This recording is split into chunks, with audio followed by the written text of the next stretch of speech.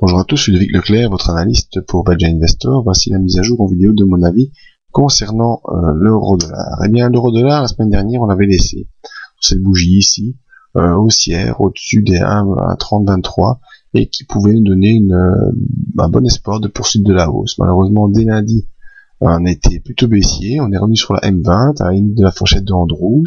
Mardi, on est sorti de fourchette de Andrews avec une belle accélération baissière sous la M20. On est revenu aux alentours du support des 1,2865. Mercredi, doji sous le support. Jeudi, on repart. C'est une étoile du matin. Et on repart ici plus dans une légère tendance haussière. Malheureusement, on est bloqué par la M20 pour l'instant. M20 situant à 1,2950. Donc le cours clôture légèrement au-dessus à 1,2957.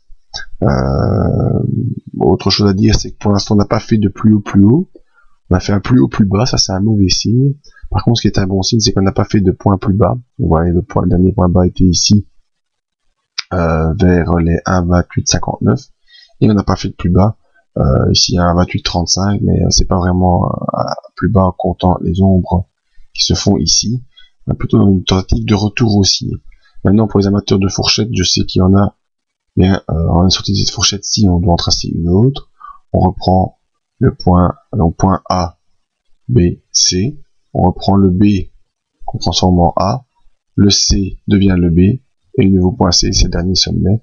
Et vous voyez que la bougie ici, qui a une tentative de sortie de la fourchette baissière, n'y est pas parvenue. On est toujours donc dans cette petite fourchette baissière qui tend à maintenir le cours.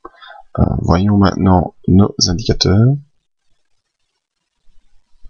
Alors le MACD, lui, toujours baissier sous son signal, devrait poursuivre encore un peu.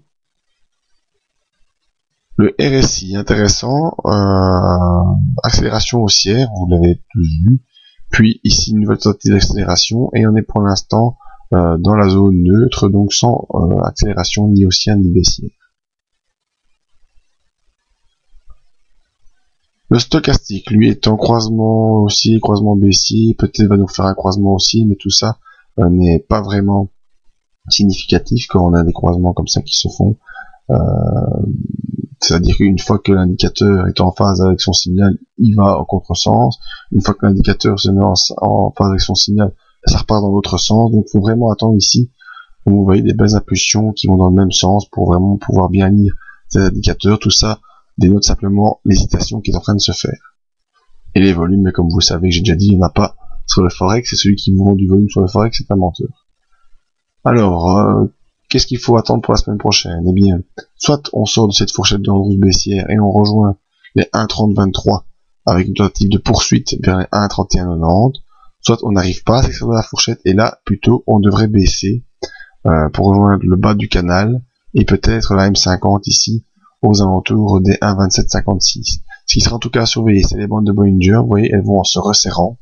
Ça, c'est toujours important à suivre, surtout dans le Forex.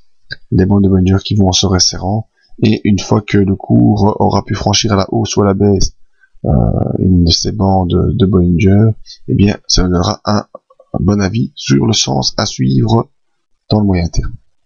Bon, voilà, mise à jour de cette analyse tous les matins lors du briefing matinal que vous recevez si vous êtes inscrit à la mailing list.